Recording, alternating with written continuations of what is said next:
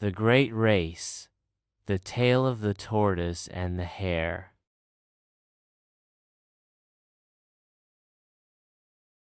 Chapter 1. A boastful morning. In the heart of a bright and bustling forest, where the sun filtered through the leaves like golden confetti, lived a rabbit named Hare. Hare wasn't just any rabbit, was the fastest animal in the whole forest. His legs were strong, his leaps were long, and he ran so quickly that the wind had trouble keeping up. Hare loved being fast, but more than that, he loved bragging about being fast. Each morning, Hare would hop into the meadow and loudly announce, "Good morning, slowpokes. Who's ready to watch me zoom around the field?" The animals would smile politely, though some rolled their eyes. "You're really fast, Hare," said Squirrel one day, nibbling an acorn. "Of course I am," Hare puffed up proudly. "I could beat anyone in a race even with my eyes closed."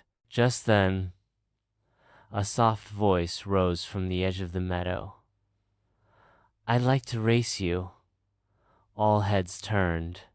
It was Toby the Tortoise. His shell gleamed in the sunlight, and he walked with slow, careful steps. Hare burst out laughing. "You? Race me? That's the funniest thing I've heard all day." Toby blinked slowly and said, "Everyone deserves a chance. You never know what might happen." The animals whispered excitedly. A race between Hare the Hare and Toby the Tortoise? This would be a race to remember. Chapter 2. Preparing for the big day. Word of the race spread through the forest like wildfire. Birds chirped the news from treetops, and even the ants were buzzing about it underground. The date was set, Sunday at sunrise. The start would be the Big Rock by Willow Creek, and the finish line was the old oak tree on Clover Hill, distance long enough to test both speed and patience. While Hare spent the week napping in the sun and showing off his jumping tricks, Toby quietly prepared. He practiced walking steadily every day. He ate healthy leaves and kept his shell clean and shiny. Some animals teased Toby. "You'll never win," said Chipmunk. "He's too fast." Toby simply smiled and replied, "Slow and steady wins the race." Chapter 3. The race begins. Sunday arrived with a golden sunrise. The whole forest gathered at Willow Creek. Even Owl, who rarely woke up before noon, came to watch. "Racers, to the starting line," called Fox, who was chosen to be the judge. Hare bounced eagerly. "This'll be over in no time," he bragged. Toby calmly walked to his spot and nodded to Hare. "Good luck," he said kindly. Hare smirked. "You'll need it more than I will." Fox raised a leaf high in the air. "On your marks, get set, go!" Hare took off like a rocket. Dust flew behind him as he darted through the trees, leapt over logs, and vanished down the trail. Toby took his first slow step, then another, then another. The crowd cheered and clapped as Toby moved forward one step at a time. Chapter 4. Distractions and Naps. Hare zoomed along the forest path, already halfway to Clover Hill. "This is too easy," he chuckled. "I've got time to relax." He spotted a patch of sweet clover near a shady tree and decided to stop for a quick snack. "No harm in taking a little break," he said, nibbling away. After his snack, he yawned.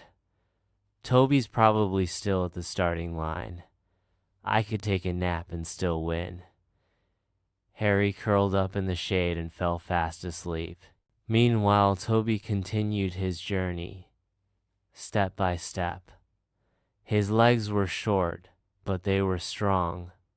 His shell was heavy, but he carried it with pride. He passed the clover patch quietly, where Hare was snoring under a tree. Toby didn't say a word. He just kept moving. Chapter 5. The final stretch. The sun was high in the sky when Hare woke up. He stretched and looked around lazily. "That was a great nap," he said. "Time to win this race." He bounced onto the trail and sprinted toward Clover Hill. But as he reached the top of the hill, he saw something that made his heart sink.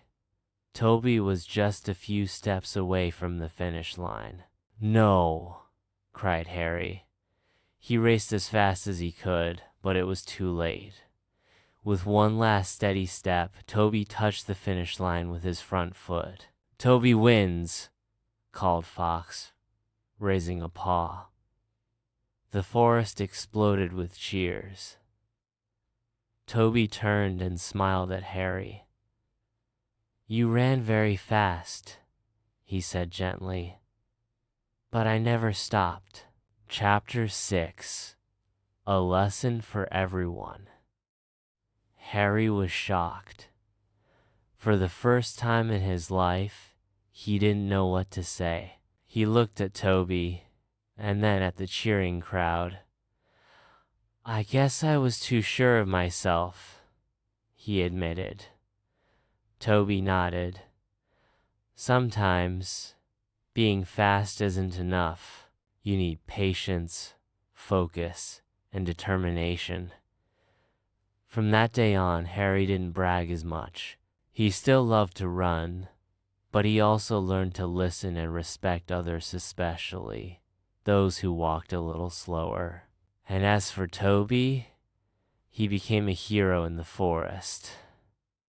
Not for being fast, but for being steady, kind, and wise. Epilogue. Hare's remembered. Years later, animals still talked about the day the tortoise beat the hare. It wasn't just a race, it was a lesson. That day taught them that everyone, no matter how big or small, fast or slow, has their own strengths, and that sometimes the greatest victory comes not from rushing ahead, but from never giving up. So if you ever feel like you're not the fastest or the strongest, just remember Toby, because slow and steady really can win the race.